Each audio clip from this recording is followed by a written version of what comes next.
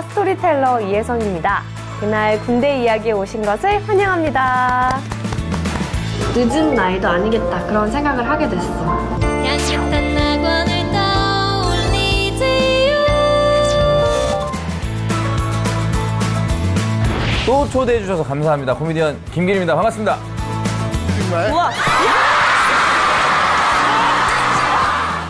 갑자기 벼랑간 느닷없이 왜 이러냐? 아이, 사람 불편하게. 제가 지난 방송 때부터 느꼈던 게 기리 씨가 참 우리나라 역사에 관심이 많구나 그런 걸 느꼈어요. 혜성 아나운서님이 너무 재밌게 잘 해주셔가지고 제가 빨려 들어간 것뿐이었습니다. 또 그렇게 생각해 주시니 감사합니다. 오늘도 재밌는 얘기 많이 들려드릴게요. 안녕하세요. 스토리텔러 병장 김동현입니다. 그날 군대 이야기에 오신 것을 환영합니다. 좋아요 좀 눌러줄래요? 미안하다면서 왜 또 미안한 짓이야! 사실 속이 진짜거든. 네, 초대해주셔서 감사합니다. 개그우먼 이수지입니다. 조선시대에 피자집이 있어서 많이 놀라셨죠? 잔뜩 준비를 해놔서 당신 보양식을 준비했지요. 김동현 병장님께 제가 여쭤보고 싶은 게 있는데 예. 혹시 주말에는 종교 활동도 하시나요? 예, 갑니다. 혹시 교회입니다. 예. 제가 군인교회를 다닌 적이 있거든요. 제 친구가 아버지가 군인이셔가지고 혼자 여자라고 너무 외롭다고 여기 오면 반드시 남자친구 생길 것이다 해가지고 군인교회를 다녔거든요. 막 거기 찬양단 했어요. 당신은 사랑받기 위해 태어나 이거만 하면서 이렇게 했거든요. 걔만 사랑받더라고요. 반주자는 심지어 반주자는 등 돌리고 앉아있는데 걔만 남자친구 생기고 난 정면으로 이렇게 장면분도 이렇게 해주는데도 속았지 뭐예요. 오늘은 대한제국 시대에 활동한 군인의 이야기를 들려드릴게요. 대한제국 시대라면 우리 시대의 암흑기 아니었나요? 역시 역사를 잘 알고 계시네요. 대한제국은 조선 말기 고종이 국가의 자주 독립을 지키고 왕권을 강화하기 위해 황제 국가를 선포하면서 수립이 됐죠. 1897년에 세워졌지만 1910년에 일제 국권을 빼앗기며 사라졌어요. 이런 시기에 나라를 지키는 군인의 마음 짐작이 가세요? 대한제국 시대의 군인 안중근 장군이 바로 오늘의 이야기 주인공입니다. 이토 히로부미를 저격하고 독립운동을 하신 그분이요? 근데 안중근 장군님은 저한테 좀 낯선 표현인데 안중근 의사님 아닌가요? 그 궁금증을 제가 곧 풀어드릴게요. 지금부터 역사상 암울했던 시대에 정말 투철한 군인 정신을 보여준 안중근 장군의 이야기 들어보실래요?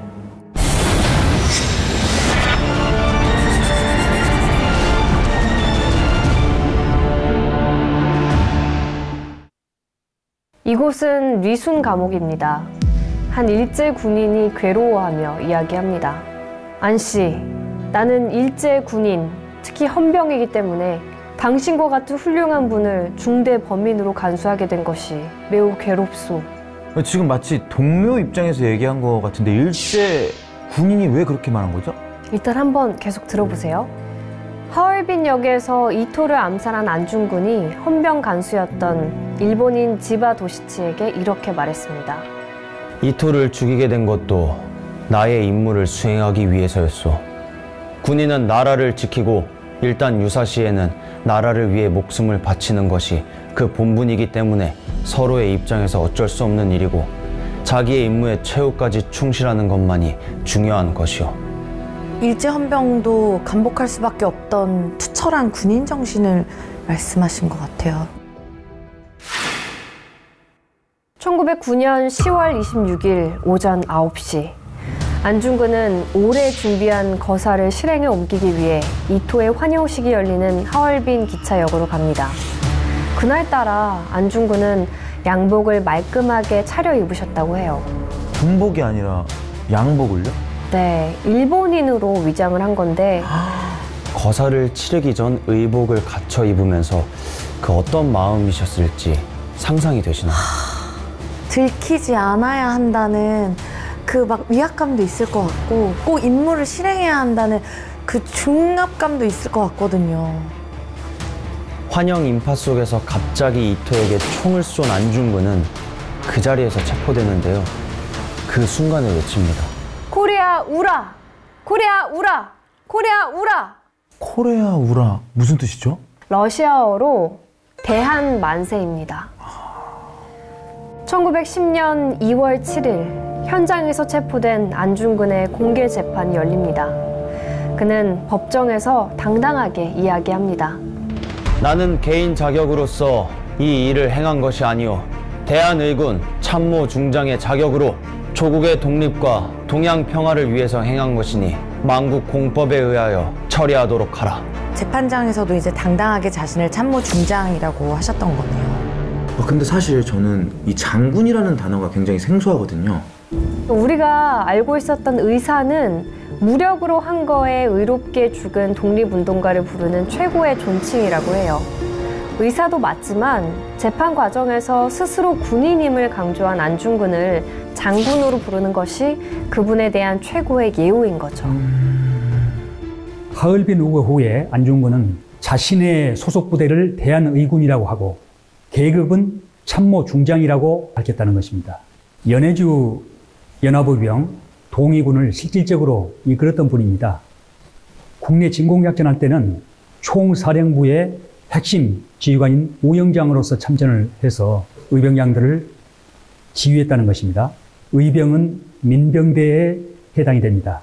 부대의 정규군처럼 공인하고 있는 것입니다. 왜 안중근 장군은 국내가 아닌 해외에서 항일 의병 활동을 했을까요? 글쎄요. 당시 대한제국은 바람 앞에 등불처럼 위태로웠습니다.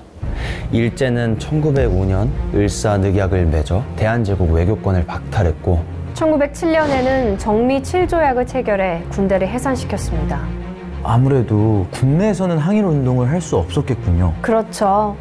사진 한 장을 보여드릴게요. 많이 보셨죠? 네, 그 유명한 사진이죠. 네. 안중근과 동료 11명은 누구 하나 두려워하지 않고 칼을 들어 왼손 무명지를 잘랐습니다. 그러고는 그 피로 태극기에 한자 한자 글씨를 새깁니다. 대한 독립.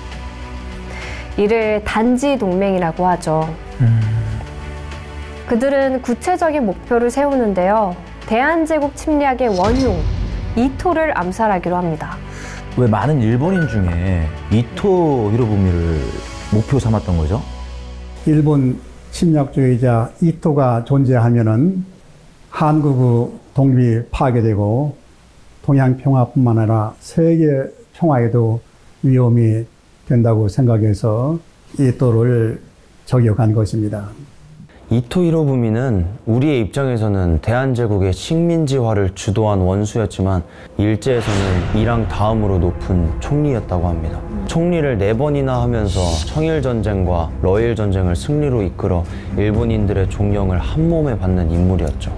일제 입장에서는 존경받는 총리가 그것도 자신들의 식민지와 다름없었던 대한제국의 청년한테 이제 피살이 된 거니까 장군님께 어떤 대우를 했을지 그게 막 그려지거든요. 다시 리순 법정으로 돌아가 볼게요. 주위를 둘러보니 판사, 검사, 변호사, 심지어 수백 명에 이르는 방청객까지 대부분 일본인이에요. 그러면 답은 이미 정해져 있는 거 아니에요? 그렇죠. 그냥 형식적인 재판이었던 거죠. 재판장이 묻습니다. 너는 왜 이토를 원수로 여기는가? 여기에 안중근은 어떤 대답을 했을까요? 이걸 기리 씨가 한번 읽어주세요. 대한제국 민황후를 시해한 죄요. 대한제국 황제를 폐위시킨 죄요. 5조약과 7조약을 강제로 체결한 죄요. 무고한 대한인들을 학살한 죄요.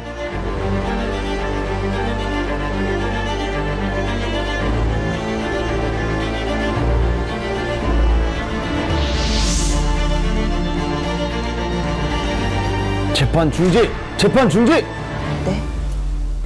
이때 재판장이 안중근이 법정에 서서 당당하게 이토 히로부미의 15가지 죄목을 밝히자 재판을 중지하고 방청객들을 퇴장시킵니다. 갑자기 이제 비공개로 바뀐 거네요. 일제의 만행이 세상에 알려질까 두려웠던 거죠. 안중근은 이 재판을 통해서 대한제국의 억울함과 일제의 부당함을 알리려 했습니다. 이렇게 재판 중지까지 시킬 정도면은 본인들이 생각해도 이게 너무 맞는 말이었군요. 그렇죠. 그 뒤로도 몇 차례 재판이 진행되는 동안 일제는 끈질기게 회유합니다. 이토의 정책을 오해했다고 말하면 사형은 면하게 해주겠다. 무슨 말도 안 되는 소리를. 그러니까요. 그런데 안중근은 단호하게 이야기합니다. 나는 이미 죽기로 각오한 바 목숨 같은 건 생각하지 않으니 유혹하려 하지 마시오. 첫 번째 재판이 시작된 지 불과 일주일 만인 1910년 2월 14일 마지막 재판이 열립니다. 어떤 판결이 내려졌을까요? 사형이죠. 안중근 사형. 이때 사형 선고를 받은 안중근 앞엔 하염없이 눈물을 흘리는 사람들이 있었습니다. 바로 두 동생들이었는데요. 동생들은 어머니가 형에게 보낸 물건을 전달합니다. 사형 선고를 받은 아들에게 어머니가 보낸 물건은 수의였다고 합니다. 어머니는 비통한 심정을 전달하기보다는 마지막까지 담담하게 항일투쟁을 응원하는 길을 택했습니다.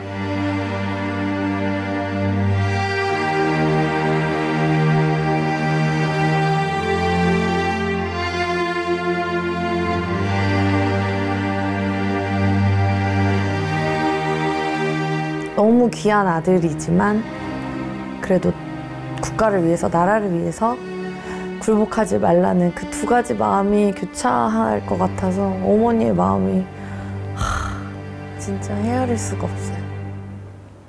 나라를 위해서 기꺼이 목숨을 내놓았던 안중근. 그 뒤에는 나라를 위해 자식의 희생까지도 담담히 받아들였던 어머니 조마리아 여사가 있었습니다. 안중근 장군님의 군인 정신은 어머니로부터 물려받았다는 생각이 드네요. 네, 어머님도 참 대단한 분이셨죠. 안중근 장군의 어머니로만 알려져 있지만 조마리아 여사도 독립운동에 적극적으로 참여했습니다. 조마리아 여사는 여장부라고 불릴 정도로 당당하고 또 의지가 강한 인물이었습니다. 하얼빈 의거 후 조마리아 여사는 일본의 탄압을 피해서 연해주로 이주했습니다. 그러다가 1922년 상해로 가서 임시정부 경제후원회를 조직하고 임시정부를 위해서 열심히 노력했습니다. 이 안중근 장군은 어머니가 보낸 수의를 입고 마지막 모습을 남깁니다. 안중근은 항소를 포기합니다. 어머니의 뜻에 따라 일제의 목숨을 구걸하지 않은 거죠. 죽을 각오를 하고 한 일이니 죽음으로 애국을 택한 것입니다. 그런 그가 고등법원장에게 깜짝 놀랄 만한 요청을 하는데요. 바로 사형 집행 날짜를 미뤄달라고 한 겁니다. 왜 그랬을까요?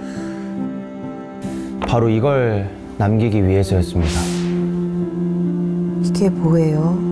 사형 집행일을 미뤄달라고 한 이유는 판결의 부당함도 죽음을 미루고 싶은 마음도 아니었습니다.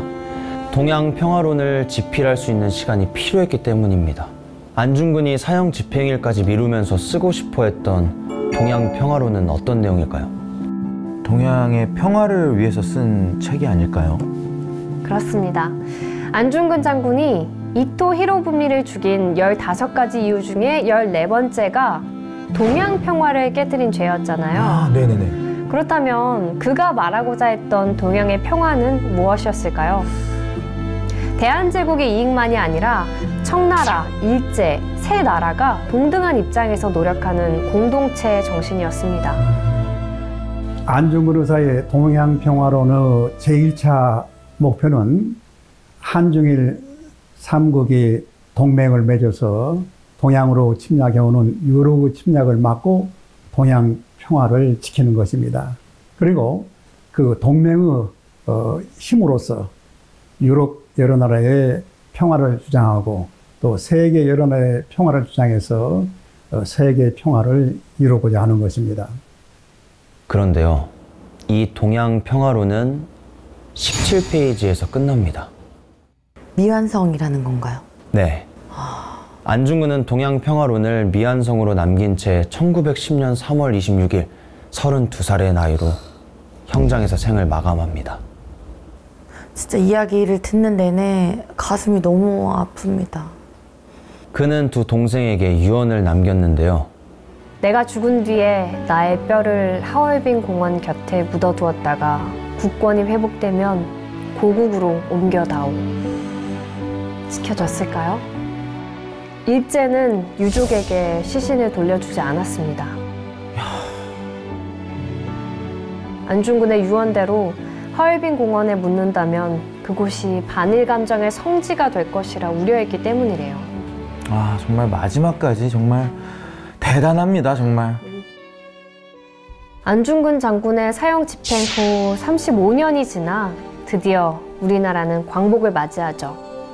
그리고 김구 선생은 윤봉길, 이봉창, 백정기 의사의 유해를 차례로 모셔옵니다. 그리고 네 번째 묘도 준비하는데요. 바로 안중근의 묘였습니다. 하지만 그는 아직 조국으로 돌아오지 못했습니다. 아직도. 안중근은 우리 민족뿐 아니라 일본인들로부터도 존경을 받았는데요. 법정에서 당당하게 이토 히로부미 죄상 15개 조를 읊어내리는 그의 모습에 많은 일본인들이 탐복했어요. 그럴 수밖에 없을 것 같아요. 안중근의 인품과 고든 절개에 감복한 수많은 일제 관리들이 그가 쓴 글을 기념으로 간직하겠다며 비단과 종이 수백 장을 넣어주고 글씨를 써달라고 부탁하기도 했다고 합니다. 특히 아까 말씀드렸던 간수 지바 도시츠는 일본인의 한 사람으로서 깊이 사과드리고 싶다며 머리를 숙였고, 은퇴한 후에 고향으로 돌아가 죽을 때까지 안중근이 써준 유목을 두고 매일 예를 올리며 그의 뜻을 기렸다고 알려져 있죠. 위국 헌신, 군인 본분. 나라를 위해 몸바침이 군인의 본분이다. 안중근을 가장 잘 설명해주는 문장이 아닐까요? 오늘의 이야기를 듣고 어떤 생각이 드셨나요? 이 상황에서 과연 나는 안중근 장군님처럼 이렇게 행동할 수 있었을까? 그런 애국심이 자신감으로 드러날 수 있었을까라는 부끄러움도 있고, 정말 지금 저희가 살아가는 이곳이 피와 땀으로 이루어진 곳이구나. 그리고 이 동양 평화론을 저희가 정말 18페이지, 19페이지까지 쓸 수 있는 마음가짐과 역사관을 가지고 있는 저희가 돼야 될 것 같다는 생각이 듭니다. 비록 안중근은 조국의 광복을 보지 못한 채 불꽃처럼 살다가 갔지만 그의 숭고한 애국정신과 또 평화 애호 사상은 이 땅의 후손들이 본받아야 할 시대 정신으로 큰 귀감이 되고 있습니다.